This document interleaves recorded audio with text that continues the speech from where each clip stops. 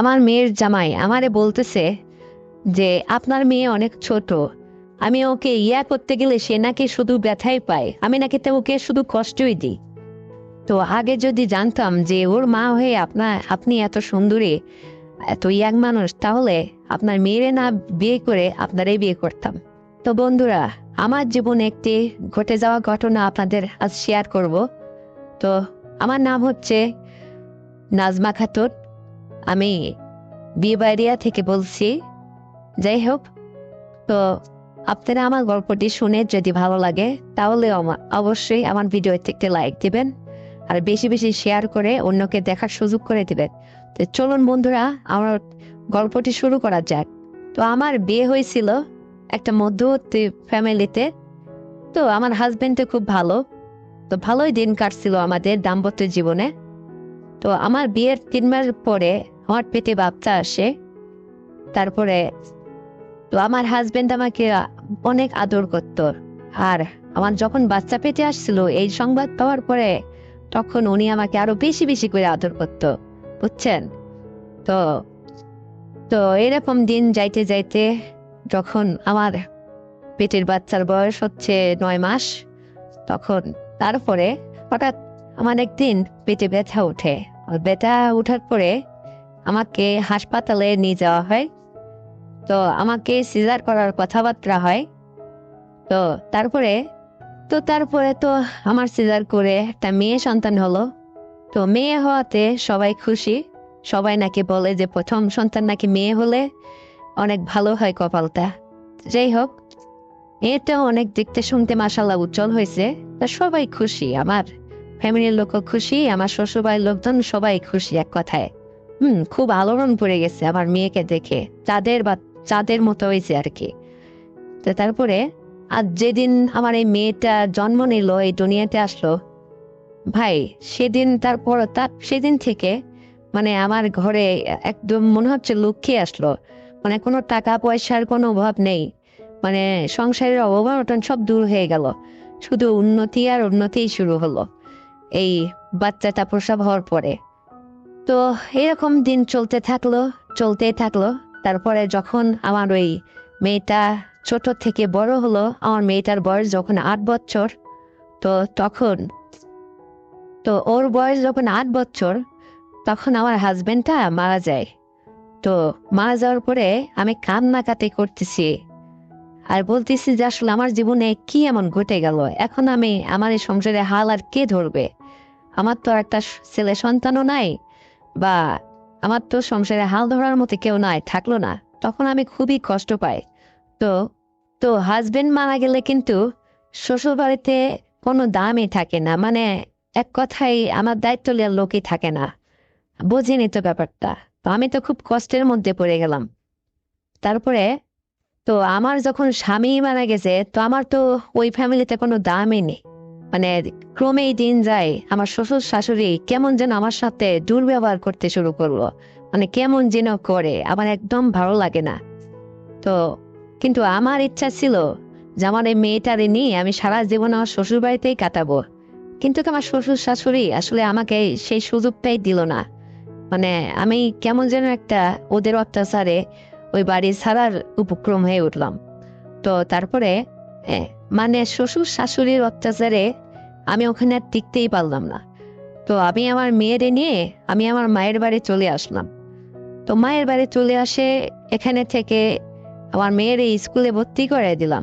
মেয়ে স্কুলে পড়াশোনা করতে থাকলো। তো তারপর হঠাৎ একদিন মেয়ে আমাকে প্রশ্ন করে বসে, কারণ মেয়ের বয়স তো তখন 8 বছর বয়স, মেয়ে তো তখন একটু বোঝে। তা মানে বলে, আম্মু, আমার আব্বু কোথায়?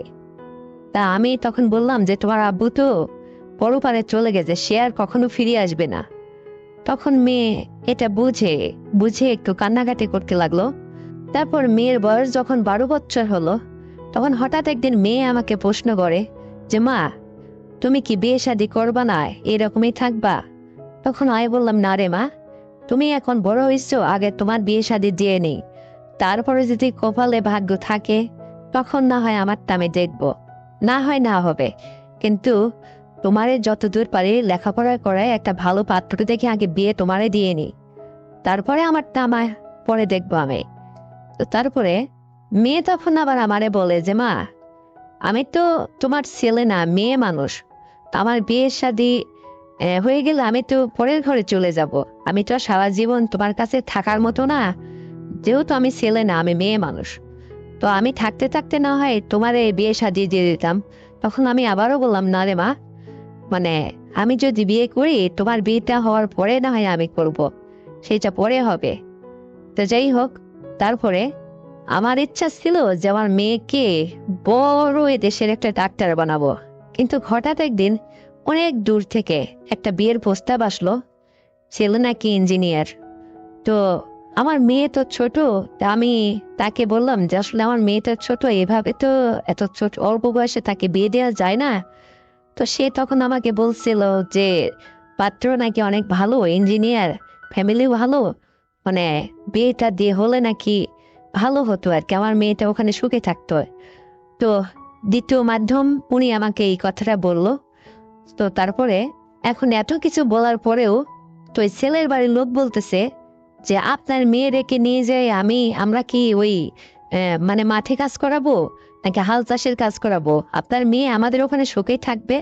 আর ও ছোট হয়েছে তো কি হয়েছে, আমাদের এখানে থেকে লেখাপড়া করবে, সংসারও করবে, লেখাপড়াও করবে, কোনো সমস্যা হবে না। তো আমি তখন বললাম যে ঠিক আছে, মানে একটু মত দিয়ে বসলাম। তারপরে তো আমার আশপাশের সবাই আমাকে বোঝালো যে মেয়ের যেহেতু ওই ফ্যামিলিতে গিয়ে কোনো কষ্ট হবে না, তো যদি আপনি এই মুহূর্তে উঠাই দিতে না পারেন, তাহলে শুধু কাবিন করে রেখে দেন, তারপরে দেখা যাবে। তখন আমি এত মানুষের আগ্রহ দেখে তখন সবাই ভাবলাম যে আসলে সবাই এত করে যখন আগ্রহ করে বলছে, তো ঠিক আছে, তখন আমিও রাজি হয়ে গেলাম, কি আর করা।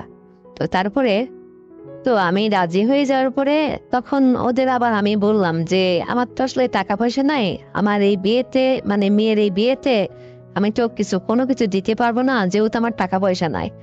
তখন ওরা বললো যে ঠিক আছে, আপনার টাকা পয়সা লাগবে না, শুধু আপনার মেয়েকে দেখতে শুনতে অনেক সুন্দরী, তাই আপনার মেয়েকে আমরা নেব, এত টেনশন আপনার করতে হবে না। তো বাস, আমি রাজি হয়ে গেলাম। তো তারপরে তারপরে যাই হোক, ছেলে ভাইয়ের লোকজন সব তিনখান করে ওরা আসলো, আমার মেয়ের বিয়ের সাথে দিয়ে দিলাম। তো আমি খুব কষ্ট পাইলাম মেয়েকে বিয়ে দিয়ে, কারণ মেয়েকে বিয়ে দিয়ে তো আমি একা হয়ে গেলাম। মানে আগে তো মেয়ে আমার পাশে ছিল, তখন তো ভালোই দিনকাল কাটছিল দুজনের। তো ওকে বিয়ে দিয়ে আমি খুব কষ্টের মধ্যে পড়ে গেলাম, মানে খুব খারাপ লাগতো আমার। আমার তো আর কেউ নেই, ওর আব্বুও বেঁচে নেই। তো তারপরে হ্যাঁ, তারপরে এখন ওকে বিয়ে শাদী দেওয়ার পরে তো আমি একদমই একা হয়ে গেলাম। মানে আমার এখন আর ওই একবেলা রান্না করলে দুই বেলা খাই, খাওয়ারও টেনশন নেই। ওর যে স্কুল ড্রেস কিনে দিতে হবে, ওর পড়ালেখার খরচ চালাতে হবে, এসব টেনশন মাথার থেকে আর কি দূর হয়ে গেল। যাই হোক, তো ভালোই দিনকাল চলছিল। হঠাৎ এরকম চলতে চলতে হঠাৎ 2-3 মাস বাদে মানে মেয়ের বাড়ির থেকে আহ, মানে ওরা একটু চাপ দিল আমার মেয়েকে যে তোমার বাপের বাড়ির থেকে কিছু টাকা নিয়ে আসো। মানে ওরা আমার মেয়ের কাছে 1 লক্ষ টাকা দাবি করে বসে। তা মেয়ে হঠাৎ একদিন আমাকে বলে যে মা, তুমি তো কোনো বিয়েতে আমার বিয়েতে যৌতুক দাওনি, কোনো কিছু দাওনি, তো তোমার জামাই তো হচ্ছে মানে আমার কাছে এই যে 1 লক্ষ টাকা চাই, তো এখন কি করবা? তখন আমি মেয়েরে বললাম যে দেখো মা, আমার কাছে তো কোনো টাকা পয়সা নেই, আমার টাকার মধ্যে একটুখানি জায়গা জমি আছে, হয়তো এইটুকু তাহলে বিক্রি করতে হবে। তো তারপরে কি আর করা, যেহেতু মেয়েকে কোনো যৌতুকের টাকাটুকে কোনো কিছু দেয়নি, তো পরে আমি ওই জায়গাটুকু বিক্রি করে ওখান থেকে তারে মানে 50,000 টাকা মতো দিলাম, আর কিছু টাকা রেখে দিলাম। যে হয়তো কিছুদিন পরে আমি একটা ছোট্টখাটো করে কিছু লোকজন দাওয়াত করে অনুষ্ঠান করে মানে সবাইকে একটু খাওয়াবো। তো তারপর মেয়ের জামাইকে আমি মানে ডাকলাম, ওরা আসলো, আসার পরে বললাম যে বাবা, মানে বিয়েতে তো অনুষ্ঠান করছিলাম না তোমাদের, তো যাই হোক, এখন মানে মানে আমিও কিছু আয়োজন করছি, আমার আশপাশে কিছু মানুষজন, আত্মীয় স্বজন এবং মেয়ের জামাই ওখান থেকে কিছু লোকজন আসছিল, ছোটখাটো একটা অনুষ্ঠান করে যাই হোক ঝামেলাটা পার করলাম। তো সবাই চলে গেছে, আমি মেয়ে আর মেয়ের জামাইকে রেখে দিলাম। তো রেখে দেওয়ার পরে তো কিছুদিন হয়তো তারা আমাদের এখানে ভালোই থাকলো। তো এর মাঝখান দিয়ে একটা ঘটনা ঘটে গেল, যেটা আসলে খুবই দুর্ভাগ্যজনক ঘটনা। আসলে এই ঘটনাটা আমি তাদের কাছে কখনো, এই মেয়ের জামাইয়ের কাছে আশা করছিলাম না। তো তারপরে তো হঠাৎ এক সময় আমার মেয়ের জামাই আমাকে বলতেছে যে আম্মা, শাশুড়ি আম্মা, আপনি তো দেখতে শুনতে খুবই সুন্দরী, আর আপনার বয়সটাও যে খুব বেশি তা না, বয়সটা কম। তো আপনার এইটা হচ্ছে প্রথম সন্তান। তো আপনি বিয়ে শাদী করেন, বিয়ে শাদী করলে বিয়ে শাদী করে জীবনযাপন করেন। তা আমি দেখলাম যে আমার মেয়ের জামাই এত বড় কথা আমি তার শাশুড়ি আমার মুখের উপরে বলে বসলো। মানে আমি একটু লজ্জাবোধই করলাম। তো তারপরে মানে মেয়ের জামাই হয়ে আমার মুখের পরে এত বড় একটা কথা বললো, আমি ভাবতেই অবাক। মানে আমি লজ্জায় কিছু বলতেই পারছিলাম না। তো তারপরে হঠাৎ একদিন, এরকম চলতে চলতে হঠাৎ মানে আমার মেয়ে হচ্ছে তার খালার বাড়ি এক বেলার জন্য আমাকে বললো, জাম্মু অনেকদিন তো খালার বাড়ি যাওয়া হয় না, মানে আমাদের 1 গ্রাম পরেই তার খালার বাড়ি। তা বললো যে আমি না হয়ে যায় একটু ঘুরে আসি। তো যাই হোক, মেয়ে ওর খালার বাড়িতে গেল, যে বললো যে দুপুর হলেই আমি চলে আসব। তো আমি বললাম যে ঠিক আছে মা, যাও। তো গেল। তো এখন বাড়িতে আমি একলাই রয়েছি। এখন আমার মেয়ের জামাই আমাকে বলতেছে যে আপনি একটু এদিকে আসেন, তাই বলে আমাকে রুমে ডাক দিল। আমি ভালো বুঝে রুমের মধ্যে ঢুকলাম, ঘরে গেলাম যে কি হয়েছে বাবা। তখন আমাকে সে মানে বললো যে একটু আগে আসেন, এদিকে আসেন। আমি কেমন যেন, আমি ভাবছিলাম যে সে হয়তো তার নিজের গোপন কোনো কিছু হয়তো আমাকে বলবে, বা কোনো সমস্যা হয়েছে এটা মনে করে তার কাছে আমি আগে গেলাম যে কি হয়েছে বাবা বলো। তখন সে হঠাৎ করে আমাকে আমাকে মানে পাক মেরে খাটের উপরে ফেলে দিল, ফেলে শুয়ে দিল, শুয়ে আমার মুখে হচ্ছে দিল, মানে মুখ চেপে ধরলো। তো আমার যখন এভাবে মুখ চেপে ধরে মানে আমার আমাকে আমার বুকের উপর শুয়ে আমাকে আমার সঙ্গে আমার কাপড় তুলে মানে আমাকে কোনো একটা কিছু করার চেষ্টা করছে, আর খুবই জোরাজোরি করছে। তখন আমি মানে চিল্লানোর জন্য খুব চেষ্টা করছি, মানে আমার মুখে একদম লাল হয়ে গেছে, চিল্লাতে পারতেছি না, কত আওয়াজ করতে পারছি না যে কাউকে ডাক দিয়ে কিছু বলবো। তো এইভাবে খুব জোরাজোরি করতে থাকলাম। তো জোরাজুরি করতেছি যে কাউকে কিছু বলবো, কিন্তু আমার মুখ চেপে এমন করে ধরে রাখছে যে আমার মুখ দিয়ে কোনো যেন সাউন্ড না বের হয়। আর সে আমার বুকের উপরে অলরেডি চেপে বসছে। তো তারপরে তো আমি তো ওই বাসাতে সালোয়ার কামিজ ব্যবহার করতাম না, আমি শাড়ি পরে থাকতাম। তো সে আমাকে ওই মানে এক টানে মানে শাড়ি উঠায় ফেলছে, বোঝেনি তো। উঠায় সে আমাকে ওইভাবে করতে লাগলো, আর বলছে যে কেমন একটা মেয়ে দিছেন, হ্যাঁ, এরকম এত ছোট মেয়ে দিছেন, মানে ওকে দিতে গেলেই কান্নাকাটি করে, পারে না। তো আপনিই তো ভালো, ওর চেয়েতে আপনিই তো হচ্ছে কম বয়সী, বেশি মজা। এই বলতে বলতে সে তার কাম সেরে নিল, বুঝতেই তো পারছেন। এখন আমি শাশুড়ি হয়ে যখন অলরেডি সে এটা আমাকে করেই ফেললো, গেঁথে দিছে, তখন আর আমি কি আর করার, তখন চুপচাপ করে পড়ে রইলাম, ওর মতো সেরে ফেললো। সেরে উঠে বসে বলতেছে হ্যাঁ, ও নিতে পারে না, ও একটু দিলেই মানে কান্নাকাটি করে, বলে এত এত এটা হয় নাকি, মানে আমাকে খুব জুলুমবাজ মনে করে। তো যাই হোক, এইসব পরে তে আমি দেখলাম যে মেয়ে ছোট, আর সেই রাগের আগে সে আমাকে আজকে এটা করে বসলো। তো দেখেন এত পাজি জামাই। আর শেষ পর্যন্ত এই মেয়ের অপবাদ দিয়ে মানে আমি যে শাশুড়ি, আমাকে ধর্ষণ হতে হলো তার হাতে। তো এই জন্য বলতেছি যে এরকম জামাই যেন কারোর কপালে না জোটে।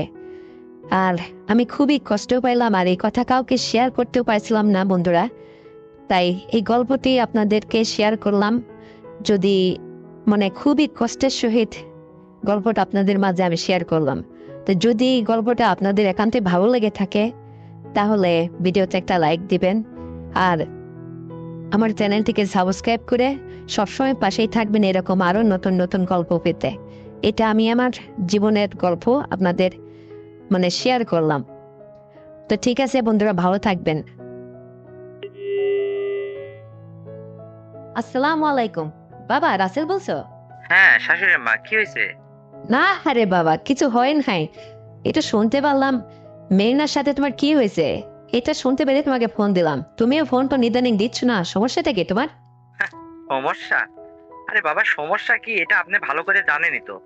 কারণ মেয়েটা তো আপনার। আপনার মেয়ে কেমন আমাকে সহযোগিতা করে, কেমন ভাবে আমার সাথে সংসার করতেছে, এটা তো আপনারই ভালো চেনার কথা। আর কতটা সুখে আছে এটা মনে হয় আপনি খুব ভালো করেই জানেন। আপনি আবার আমার কাছ থেকে নতুন করে কি শুনবেন? এই সমস্ত নাটক বাদ দেন, বুঝছেন? না রে বাবা, তুমি আমার কথায় রাগ হয়েও না। আমি তোমাদের সুখ ও শান্তির জন্যই বলতেছি।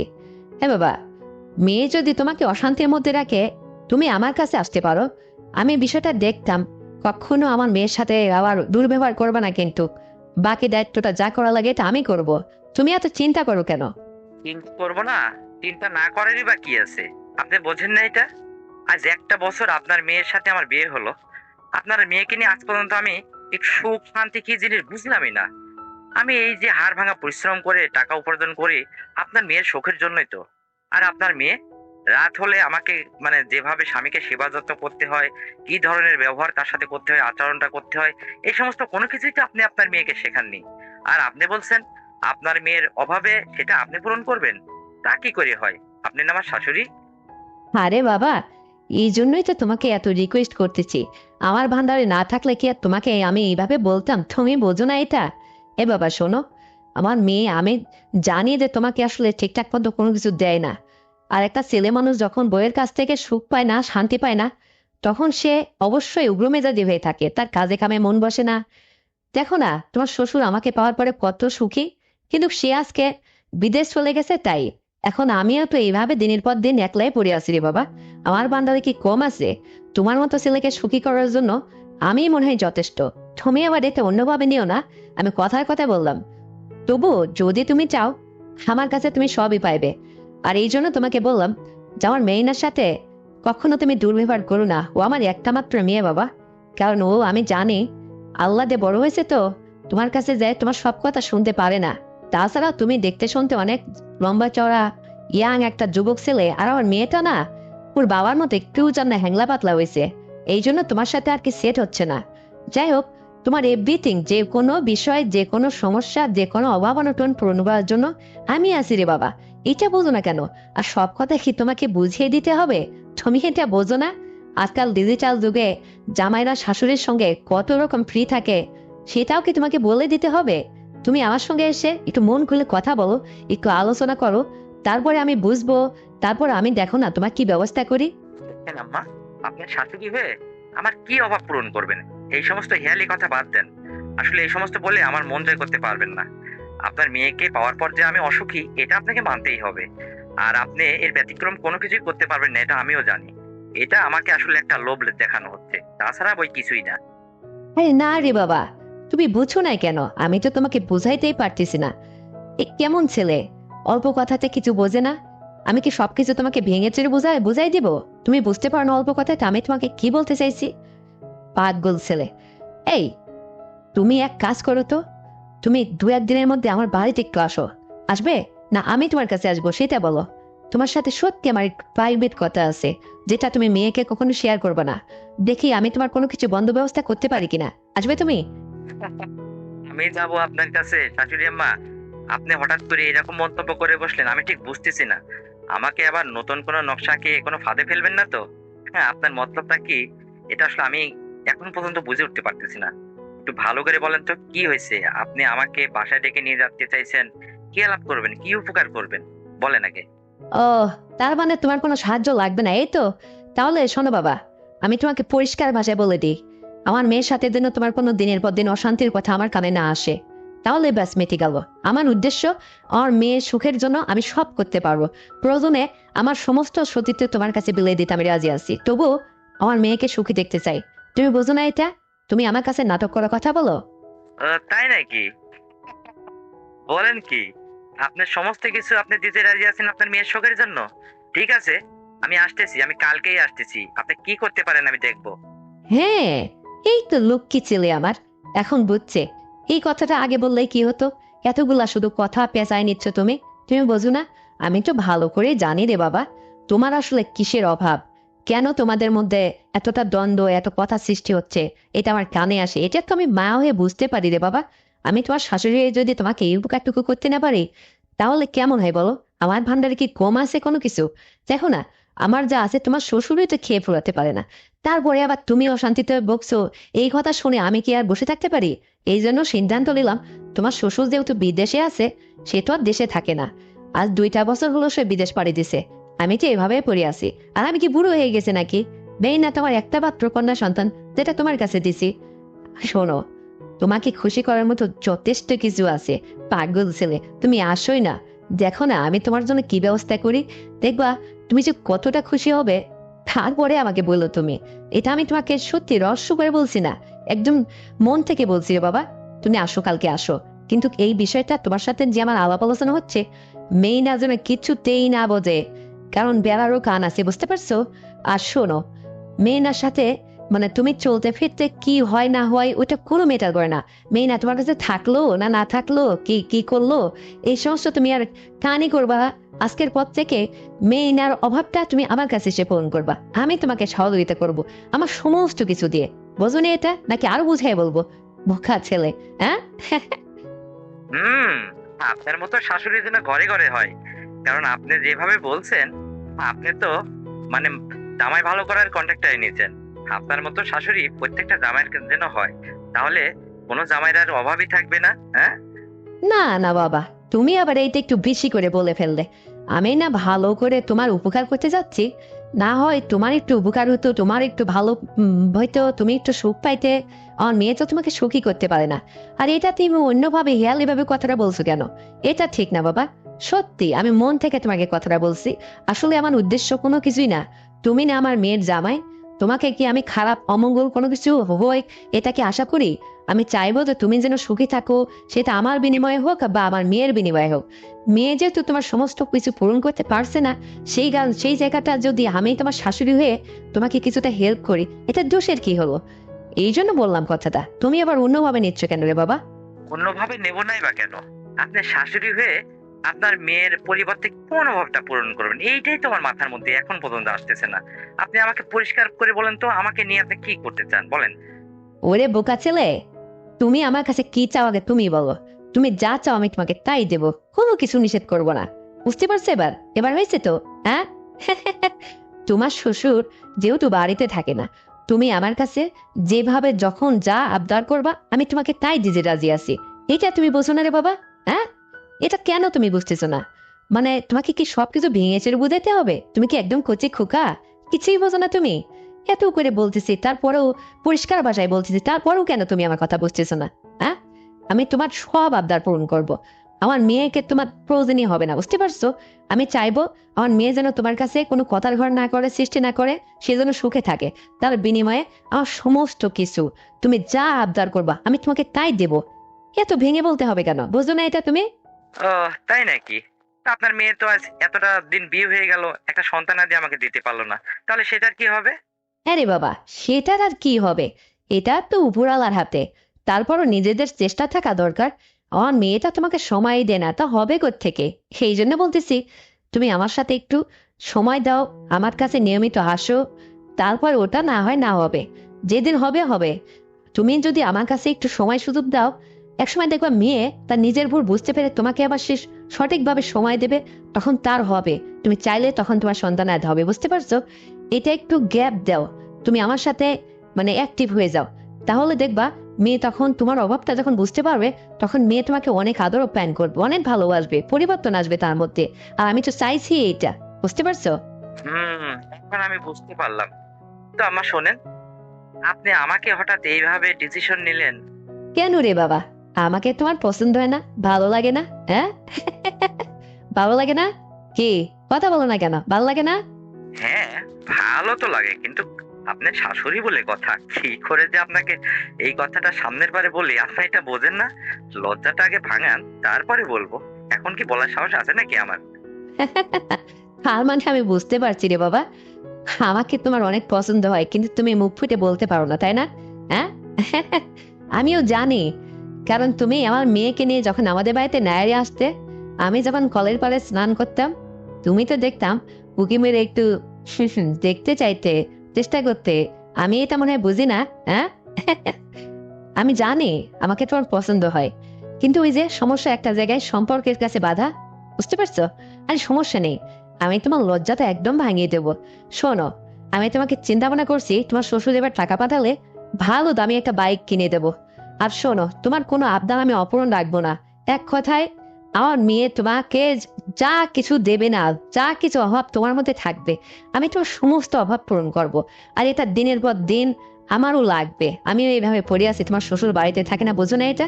আর তোমার ওইদিকে মানে হয়তো ব্যাপারটা কি বুঝতে পারছো? তুমি আসো।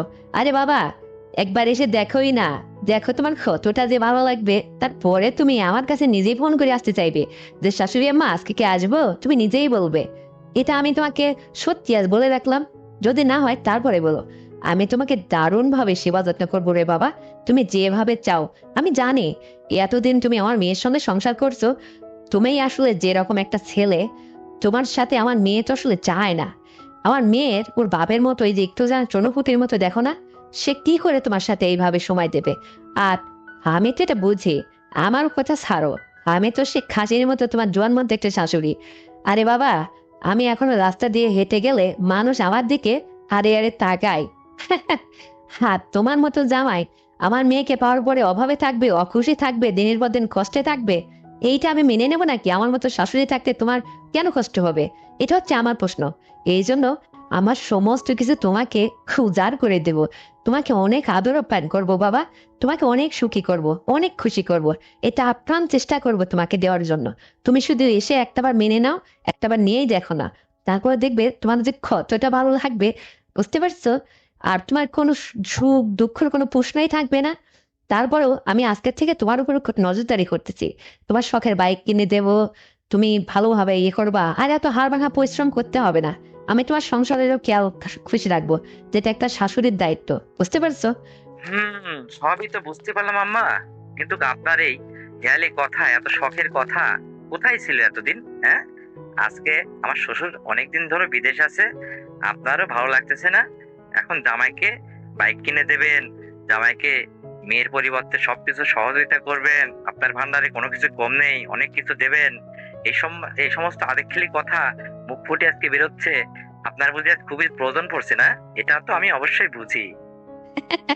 হ্যাঁ রে বাবা, তোমারও যে দশা, কারণ তোমার বউ থেকেও তুমি অসুখী, এত হাড় ভাঙা পরিশ্রম করো, তারপরে ঘরে এসে একটু সুখ শান্তি, বয়স, আদর যত্ন কোনো কিছুই পাচ্ছ না, সবকিছু থেকেই একটা অশান্তির মধ্যে আছো, সবকিছু যেন বঞ্চিত হয়ে আছো তুমি, কেউ নেই তোমার। আর আমার, তোমার শ্বশুর তো বাড়িতেই থাকে না, সে তো বিদেশ পড়ে আছে। তো তোমার আর আমার দশা তো একই রে বাবা। এই জন্য তোমাকে সবকিছু ভেঙে চুরে বলে নিচ্ছি, যে তোমারও হতো, আমারও দিনটা ভালো যেত তোমাকে পাওয়ার পরে। এই জন্য তোমাকে বললাম, বিষয়টা একটু ভেবে চিন্তে দেখে তারপর যদি প্রয়োজন মনে করো, আমাকে নিয়ে আর ঠাট্টা করো না, তাহলে তুমি এসো, বুঝতে পারছো? আর যদি মনে করো যে না, যাবো না, তাহলে ব্যাস, আমার কানে যেন নেক্সটে কখনো আমার মেয়ের অশান্তির কথা, তোমার সাথে যে মেয়ের ঠিকঠাক চলতেছে না, এই সমস্ত যেন বাজে কথা আমার কানে না আসে, এটা মাথায় রেখো। আর যদি মনে করো যে তোমারও কোনো কিছু দরকার বা কম হচ্ছে, সেটা কিন্তু আমার ভান্ডারে কম নেই রে বাবা। আমি তোমাকে দিনের পর দিন চালিয়ে নিতে পারবো। আল্লাহ পাক এতটুকু আমার ভান্ডারে দিয়ে রাখছে, আমার কি টাকা পয়সা বা আমার ওই সমস্ত কোনো কিছু কম আছে নাকি? আমি তো তোমাকে সবই বললাম, তুমি আসলেই হয় শুধু, বুঝতে পারছো? আমি তোমার সঙ্গে একদম ঠাট্টা করছি না রে বাবা। তুমি একটা বার আসো, আমার পরীক্ষা নাও, দেখো আমি তোমার পরীক্ষায় পাশ করি কিনা। যদি তোমার ভালো লাগে তারপরে তুমি আসো, আর যদি ভালো না লাগে আসো না কখনো। এটাই হচ্ছে আমার কথা। আমি জানি রে বাবা, আমার কাছে আসার পরে তোমার যে কতটা ভালো লাগবে, এটা আমি তোমাকে এখন মুখে বলতে পারবো না। বৃক্ষ তোমার নাম কি, ফলে পরিচয়। তো তুমি আগে আসো, তারপরে বুঝতে পারবা। তখনই তুমি আমাকে বলবা যে না, শাশুড়ি তো ঠিকই বলছিল। আরে বাবা, তোমার শ্বশুর ওই 5 বছর 6 বছর পরে শুনতেছি বিদেশ থেকে একবার টাকা পয়সা ইনকাম করে চলে আসবে, সে আর যাবে না।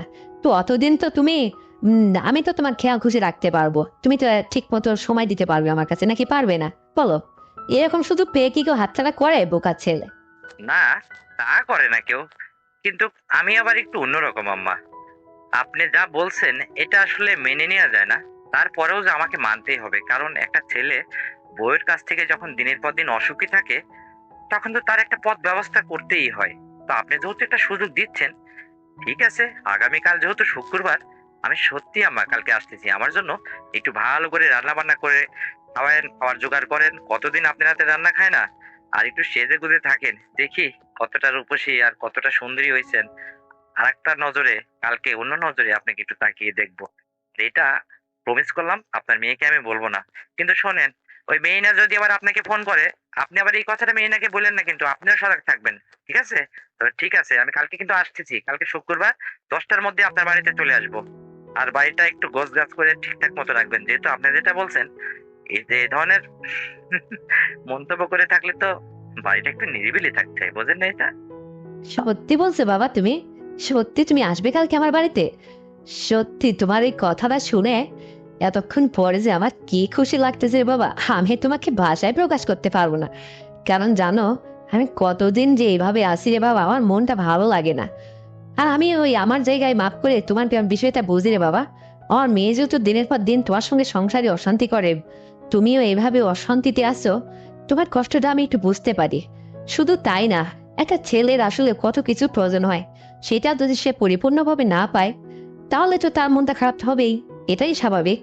যেমন তোমার শ্বশুরের কখনো এই ধরনের হতে দেয়নি আমি, কিন্তু আমার পেটের মেয়ে যে আসলে কি হয়েছে, কিভাবে ওকে লালন পালন করে বড় করলাম, তোমাকেই ঠিকঠাক মতো চালিয়ে নিতে পারতেছে না, এটাই তো আসলে আমার দুঃখ রে বাবা। তো ঠিক আছে, তুমি কালকে আসো লক্ষ্মী সোনা আমার জান। কালকে আসো, আমি তোমাকে আমার মন প্রাণ দিয়ে চেষ্টা করে, আপ্রাণ চেষ্টা করব তোমাকে খুশি করার জন্য। দেখবারে বাবা, কতটা যে তোমার ভালো লাগবে। তো শোনো, তোমার আবার এই ছোট চাষি শাশুড়ি আমার দিকে একটু আগায় আসতেছে। আমি আবার ফোনে কথা বলতে লাগলো, ওরা হাত পেতে শুনতে চাই, বুঝতে পারছো? তো ওরা যেন আমাকে বুঝে না ফেলে। তো এখন রাখো, তারপরে তুমি কালকে সকালে কিন্তু চলে আসবা। আমি কিন্তু ফ্রিজ থেকে গরুর গোশ বাইর করে কালকে রান্না বান্না করে আয়োজন করব। কালকে সারাটা দিন থাকবা, রাত্রে থাকবা, ঠিক শনিবার দিন সকালে যায় তুমি আবার এখান থেকে যায় কাল ধরবা। আর মেয়েনাকে বলে আসবা যে তুমি শাশুড়ি বাড়িতে যাচ্ছ। মেয়েনে এই সমস্ত মাইন্ড করবে না, বুঝতে পারছো? যে ঠিক আছে বাবা, এখন ডাকি তাহলে। আমার যেদিকে কি হচ্ছে, কতটা যে ভালো লাগছে সে তোমাকে বলতে পারবো না। তো ঠিক আছে, আল্লাহ হাফেজ। আচ্ছা ঠিক আছে, ভালো থাকবেন। আমি কাল সকালে চলে আসবো। আল্লাহ হাফেজ। কি বন্ধুরা, হ্যাঁ, শাশুড়ির সাথে জামাইয়ের এই রোমান্টিক সংলাপটা শুনে তোমাদের কেমন লেগেছে? যদি ভালো লেগে থাকে তাহলে অবশ্যই কমেন্ট করে জানাবে। আর তুমি যদি এই ঘটনাটি শুনে বিন্দুমাত্র বিনোদন পেয়ে থাকো, তাহলে এক্ষুনি চ্যানেলটিকে সাবস্ক্রাইব করে দাও, ভিডিওতে একটা লাইক দাও, আর শেয়ার করে তুমি তোমার কাছের বন্ধু বান্ধবকে শোনার সুযোগ করে দাও। আর হ্যাঁ বন্ধুরা, আগামীকাল কিন্তু আরো সুন্দর গল্প নিয়ে আসছি। ততক্ষণে সবাই তোমরা ভালো থাকবে, তোমার পরিবারের খেয়াল রাখবে, আর তোমার ছোট্ট শিশুকে নিয়মিত স্কুলে পাঠাবে, এই প্রত্যাশায় আল্লাহ হাফেজ। আসসালামু আলাইকুম। ওয়ালাইকুম আসসালাম। আপনি কি সুমতি স্যার বলছেন? হ্যাঁ, তো কে হয়েছে? স্যার, এই মাসের কিস্তি আমার বাড়িওয়ালা দিতে পারবে না। সে ওই যে ইটের ভাতার কাজে চলে গেছে। ও, এই আপনি মুকুল ভাইয়ের বউ না? এতক্ষণে পরে আপনি চিনতে পারলেন স্যার? হ্যাঁ, আমি আসলে বুঝে উঠতে পারছিলাম না। আরে স্যার, আমি আপনার ওই যে সুন্দরী ভাবি, আপনার সুন্দরী ভাবি বলে ডাকেন, সেই আমি। হ্যাঁ ভাবি, এখন আমি চিনতে পারছি। চিনতে যখন পারছেন তাহলে একটা ব্যবস্থা করেন। তো আমি আপনার জন্য কি করতে পারি আপনি বলেন। দেখুন স্যার, আপনি যদি আমার এই উপকারটুকু না করেন, আমি একদম বিপদে পড়ে যাব। কারণ আপনার ভাই ইতিপূর্বে কোনো দিন এই ইটের ভাটার কাজ, দিন মজুরি খেটে খাওয়া কাজ করেনি। সে একটা শিক্ষিত ছেলে, তার জন্য আমার বড় মায়া হয় জানেন। এই যে শিক্ষিত ছেলে বেকার অবস্থায় ছিল, এলাকার মধ্যে কিছু ছেলেপেলেরে প্রাইভেট পড়াইতো, সেখান থেকে যে টাকা আসতো সেটাই দিয়ে কোনো রকম করে আমরা ঘুষে মেজে সংসার চালাইতাম।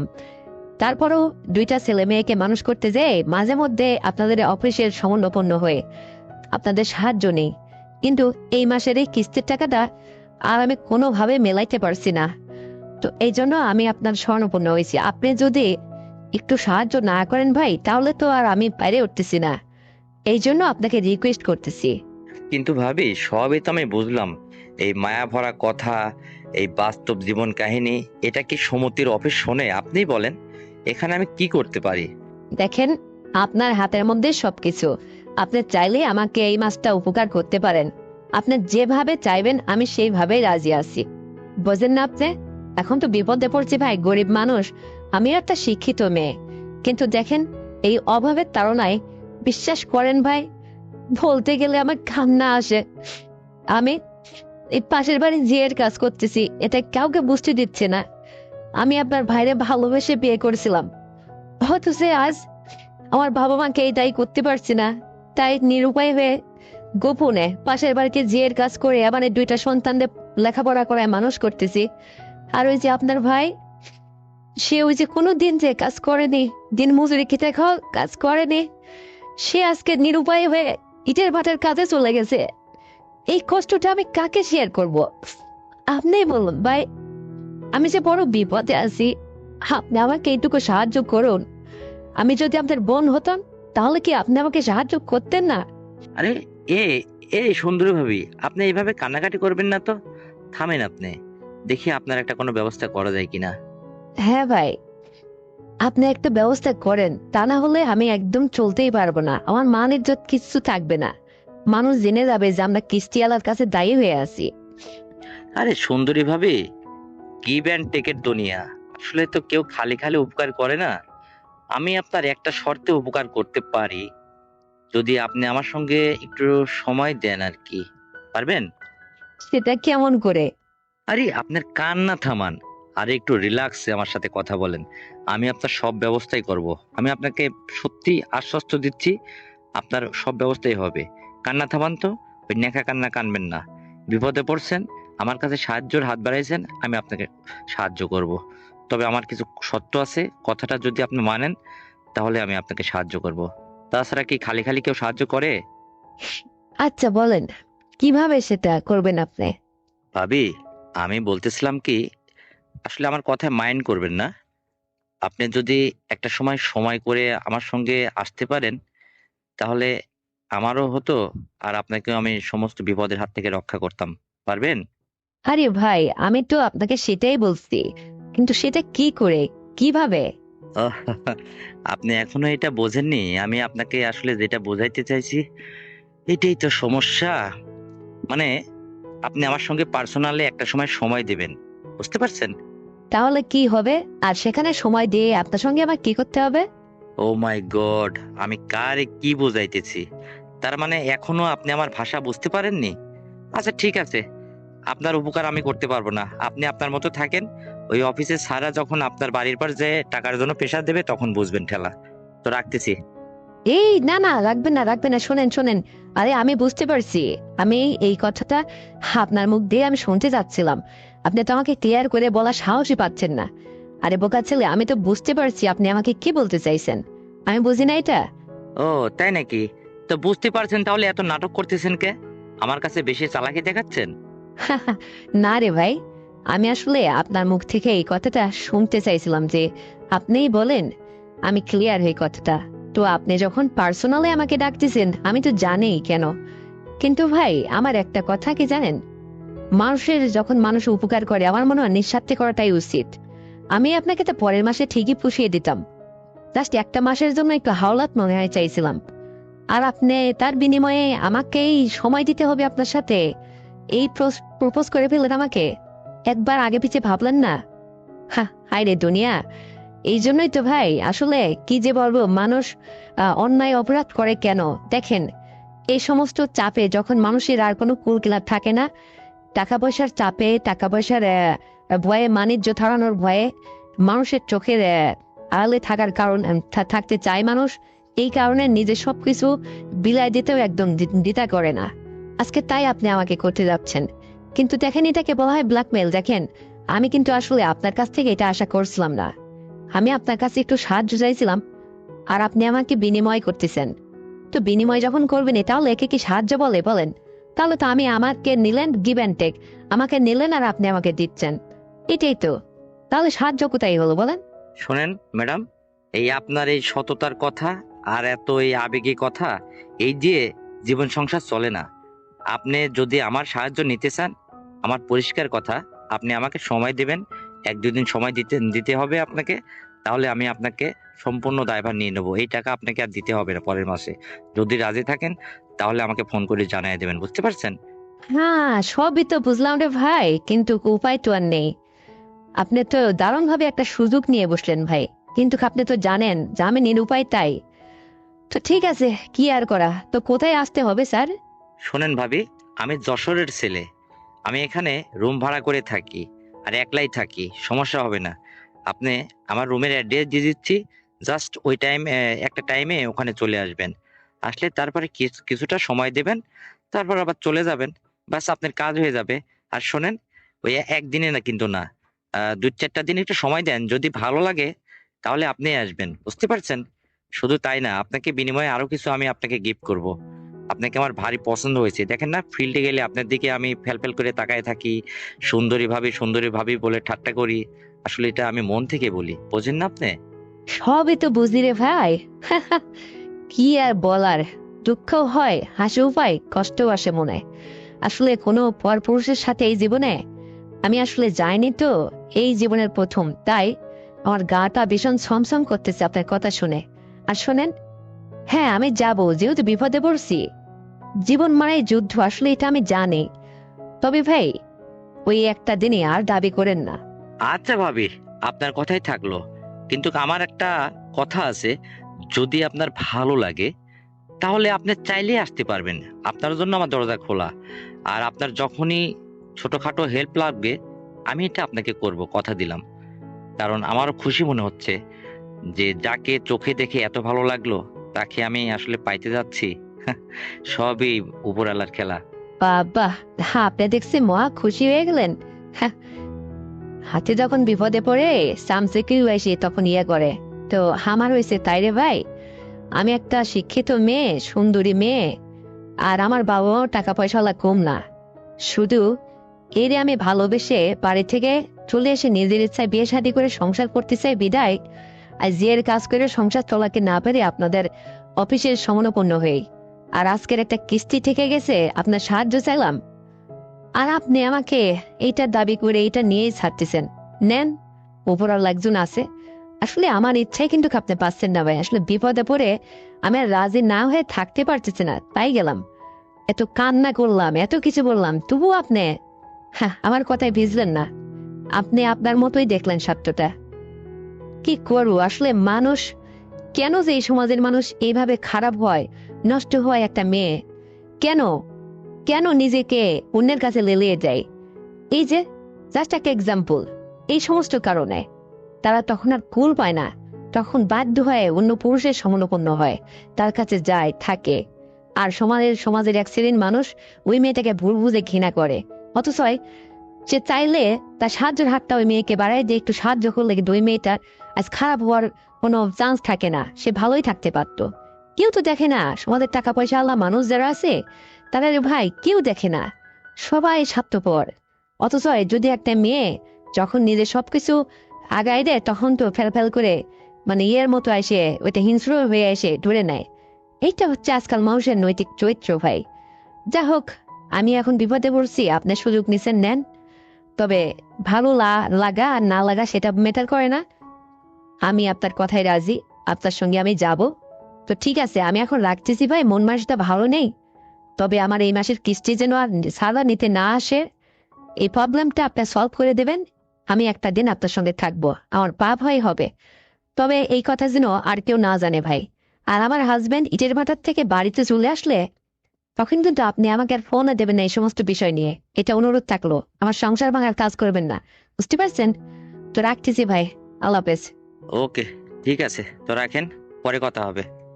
তো বন্ধুরা, এই গল্পের মধ্যে আসলে একটা মেয়ে কেন জীবনের নষ্টর দিকে চলে যায়, এইটাই তার উদাহরণ দেওয়া হয়েছে। যদি এই সংলাপটি আপনাদের ভালো লেগে থাকে, তাহলে এক্ষুনি চ্যানেলটিকে সাবস্ক্রাইব করে দেন, ভিডিওতে একটা লাইক দেন, আর শেয়ার করে আপনার কাছের বন্ধু বান্ধবকে শোনার সুযোগ করে দেন। আর হ্যাঁ বন্ধুরা, আগামীকাল আরো সুন্দর গল্প নিয়ে আসছি। ততক্ষণে আপনারা সবাই নিজের স্বাস্থ্যের যত্ন নেবেন, ভালো থাকবেন। আল্লাহ হাফেজ। শুভ বলছো না? হ্যাঁ, কে?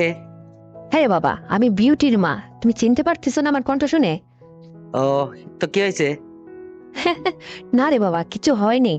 তুমি আসতেছো কখন তাই বলো আগে, কথা আছে তোমার সাথে আমার। ও, আমি একটু সিরাজগঞ্জে আসি চাচি। কি কথা মোবাইলে বলা যায় না? আগে বলো, তুমি ফিরছো কখন? আগে এইটা বলো। কেন, কি হয়েছে এত জরুরি ফিরা লাগবে? মোবাইলে কি বলা যায় না? হ্যাঁ রে বাবা, মোবাইলে যদি সব হতো তাহলে তো হতোই। তুমি ফিরছো কখন তাই বলো। তুমি বাড়িতে আসলে আগে আমার সঙ্গে দেখা করবে, যত রাতই হোক তোমার, বুঝতে পারছো? চাচি, তবু একটু বলো না। দেখো, আমি সিরাজগঞ্জে একটা কাজের জন্য আসছি, আমার ফিরতে সত্যিই রাত হবে। আর বাইরে যখন আসছি আমাকে টেনশন দিয়ে রাখো না।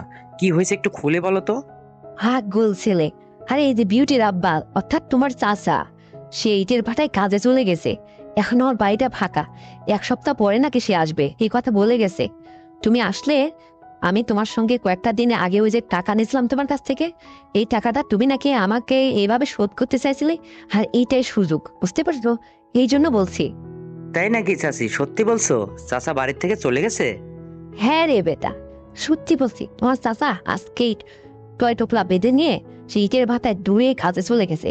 সে বলে গেছে 1 সপ্তাহ পর বাড়ি ফিরবে। আর এইটাই সুযোগ, এই 1 সপ্তাহ নিয়মিত তুমি আমার কাছে কিন্তু আসবে। দেখো, আমি কিন্তু তাছাড়া তোমার এই নগদ টাকা পরিশোধ করতে পারবো না। আর তুমি আমাকে দেখেই তো বলছিলে যে তোমার নাকি মন চাইছে আমাকে দেখে। আর এটি তো সুযোগ তোমার টাকা শোধ করার, বুঝতে পারছো? আর দেখো, আমি আজকে সেজে গুজে সুন্দর হয়ে থাকবো, আর তোমারই অপেক্ষায় আছি। এই জন্য তো এত জরুরি তোমার খোঁজ খবর নিচ্ছি। তোমায় আসো, কোথায় আসো, কি করতেছো।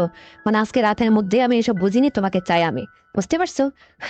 একটু জরুরি চলে এসো বাবা, কোথাও রাত থেকো না কিন্তু, আমি তোমার অপেক্ষায় থাকবো। ও, তাহলে তো আমাকে খুব দ্রুতই বাড়ি ফিরতে হবে। আচ্ছা চাচি, ওই বিউটি কি বাসাতে আছে নাকি কোথাও গেছে? আপনার বাড়িটা তো ফাঁকা নেই, যেহেতু মেয়ে আছে, একটু সমস্যা হবে না? না রে বাবা, বিউটির ওই যে পরীক্ষা শেষ হয়ে গেছে, ওর খালার বাড়িতে বেড়াইতে গেছে। সেও 5-7 দিন বলে গেছে আসবে না। আমি একদমই একা বাড়িতে পড়ে আছি। আর এইটাই তো সুযোগ, এই জন্যই তো বলতেছি তুমি প্রত্যেক দিন কমপক্ষে 1 থেকে 2-3 বার আমার কাছে কিন্তু আসবেই। আর আমি তোমার আশাই করতেছি। দেখো, তোমার ওই বুড়ো চাচা, ও দিয়ে কিছু হয় না, বুঝতে পারছো? আমার মানে কোনো রকম হয়ই না। আর আমিও তোমার মতো এরকম হ্যান্ডসাম একটা ছেলের সঙ্গ পেতে চাই, বুঝতে পারছো? অনেকদিন ধরে আমি তোমাকে মনে মনে ভাবছি যে তোমাকে যেভাবে হোক একটা বার আমার কাছে চাই। আর এইটাই সুযোগ। আর তুমি আসলে আমাকে একটা বার ইয়ে করে দেখো না, তোমার যে কতটা ভালো লাগবে, তখন তোমার বারবার আসতে মন চাইবে। দেখো, আমাদের আসলে গরিব মানুষের কথা কি বলবো রে বাবা, মানে কখন যে কি দরকার হয়, তোমার কাছে যে ভবিষ্যতে আবারও কিছু টাকা পয়সা চাই, তাহলে তো তুমি দেবে, কিন্তু পরিশোধ করার তো আর আমার লাইন নেই। আর এইটাই আমার পরিশোধ করার একটা লাইন। তুমিও কিছু টাকা পয়সা দেবে, আর আমিও মাঝে মধ্যে তোমার কাছে এইভাবেই, বুঝতে পারছো? তোমাকে সব কিছু দিব। আর তুমি একটাবার আমাকে দেখোই না, মানে কাছে পেয়ে দেখো তোমার কতটা ভালো লাগে, বুঝতে পারছো? এইরকম একদমই ফেলানো মনে করো না, আর 5 জনের মতো না। কারণ আমার কোনো কিছু না ইয়ে করতে করতে একদম জং ধরে গেছে। তোমার কাকা সে তো ওই আজ একবার, ওই আর 1 বছর পর একবার, মানে তারও ইয়েই হয় না। আর সে তো মনে করো হলো মানে দিন মজুরি খেটে খাওয়া মানুষ, তার ওই সাংসারিক টেনশন, টাকা পয়সা, কিভাবে সংসার চলাবে, এই সমস্ত টেনশন মাথার মধ্যে নিয়ে তারপর কারুর কামলা দিতে গেলে সে কষ্ট অজস্র পরিশ্রম করে যখন বাসায় ফেরে, তার কি আর ওই সমস্ত মন চায় বলো? এই জন্যই তো আমি আসলে সুযোগও পাই না, বাড়িটাও ফাঁকা হয় না। আর এইটি সুযোগে 7টা দিন কমপক্ষে প্রত্যেক দিন 2-3 বার, এবেলা ওবেলা নেই, রাত নেই, সবসময় আমি তোমার সঙ্গ পেতে চাই বাবা। আমি কিচ্ছু বুঝি না, এই সমস্ত কোনো অজুহাত দিওই না। তুমি আমাকে টাকা যখন দাও দিও না, কিন্তু আমার লাগবেই। আমারও তো একটা মন বলে কথা আছে বাবা, তাই না? চাচি, আসলে তো এটা ঠিক, মন সবারই আছে, ছোট লোক বড় লোক সবারই মন আছে, কিন্তু আসলে কজনের বা আশা পূরণ হয় চাচি? এইটাই তো বিধাতার খেলা। কিন্তু আচ্ছা চাচি, আমি একটা জিনিস ভাবতেছি, আবার কোনো পরিকল্পিত টাকা ডাকতেছো না তো আমাকে? মানে আমাকে কোনো কিছু ইয়েতে আটকাবা না তো? আমি ঠিক বুঝে উঠতে পারতেছি না, হঠাৎ করে এত জরুরি তলব। সবই ঠিক আছে, আর কোনো কিছু না হলে না এটাই ভালো, কিন্তু তবুও। কে রে বেটা, আমার উপরে আজ পর্যন্ত এতটুকু তোমার বিশ্বাস অর্জন হয়েছে? হা, তুমি আমাকে এখনো চিনতে পারো নি রে বাবা। তোমার কাছ থেকে আমি টাকা পয়সা ধার নেই, গরিব মানুষ বলে, এই জন্য তুমি আমাকে এতটা অবিশ্বাস করতে পারতেছো, ঠিকঠাক কোনো দিতে পারি না। কিন্তু বাবারে, গরিব মানুষ হতে পারে, কিন্তু আমার জবান এক, বুঝতে পারছো? আমার জবানের দাম আছে, তুমি একটাবার এসেই দেখো। তাহলে চাচি, আমার তো ফিরতে ফিরতে কমপক্ষে রাত 9টা থেকে 10টা বেজে যাবে। আমি কি বাসায় ডাকবো না তোমাদের ওখানে আসবো? আরে না রে বাবা, তুমি আমার জরুরি ডাকা শুনে কি একদম বুঝতে পারতেছো না? তুমি সোজা আমার বাসায় চলে আসবা। আমার বাসার থেকে সে রাত 2টো বাজুক আর 3টে বাজুক আর সকালে যাও, কোনো সমস্যা নেই। আমি তোমাকে সারাটা রাত্রের জন্য চাই রে বাবা।